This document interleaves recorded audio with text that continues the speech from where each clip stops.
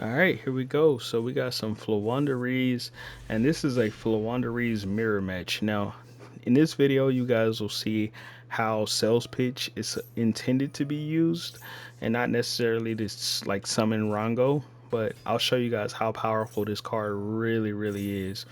So if you run like any deck that basically has like an element of grind game to it, sales pitch really powerful card, and this is going to be one of the most grindy type matches, where it comes down to who can just really outthink or outsmart or have better cards to play against the other player, um, in Floowandereeze mirror matches. So I'm about to show y'all the power. So I'm just literally setting up a traditional style Floowandereeze board ending on Impin and Barrier Statue of the Stormwinds. Now, if my opponent tries to commit to anything, once I see what they're playing, I'm going to activate the Dreaming Town and kind of set up a board to like slow them down or prevent them from being able to do anything crazy. And once they normal summon, if they're playing something that special summon something, um, once they go to normal, I use map to basically bring out Rise of the Mega Monarch and bounce whatever back to their hand, if that's the case. So I always test the water like this with this deck to see what they're planning on doing.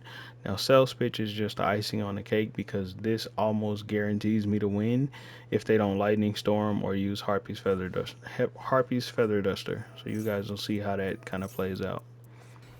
So I see that they're playing Floowandereeze.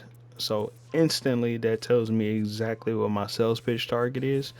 It's not going to be going for Rongo. Rongo is kind of going to be irrelevant in this duel to some degree. I can still summon Rongo 100%, um, by using She and Spy. I can actually search She and Spy and all the Rongo cards that I need with sales pitch, and I can actually give them a monster. But it's not going to come down to that grindy of a match playing against this Floowandereeze player. So I use sales pitch to search the best card in the Floowandereeze mirror, which is Harpy's Featherstorm, and you will see exactly why. Once this card hits the field, there's nothing my opponent can do. That's why I searched it, and I know that I can't use it right here, but it will be a-okay. And my goal is just to keep putting Mist Valley Apex Avian on the field as many times as possible, and it'll just slow down their plays. So it'll basically prevent him from putting Unexplored Winds on the field right here, because I'll just pop it and he won't have it and he'd have to reshuffle it and all of that good stuff. So he basically is forced to crash with Impin into my Mist Valley Apex Avian, and he couldn't even use the effect to reduce its attack because I would just chain it with my Mist Valley Apex Avian.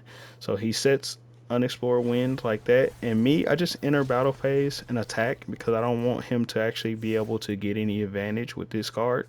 I want all of that to happen on his turn, which is why I activate Harpy's Featherstorm, and there's nothing he can do at this point. He can put two monsters out at the max, and at that point, I'm searching Rise of the Mega Monarch, so then that way I can bounce back whatever he summons onto the field, and he just scoops. He wants no part of it.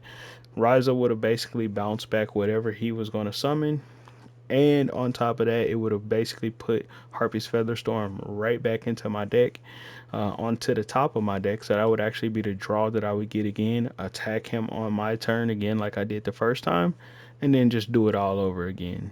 So GG's, my friend.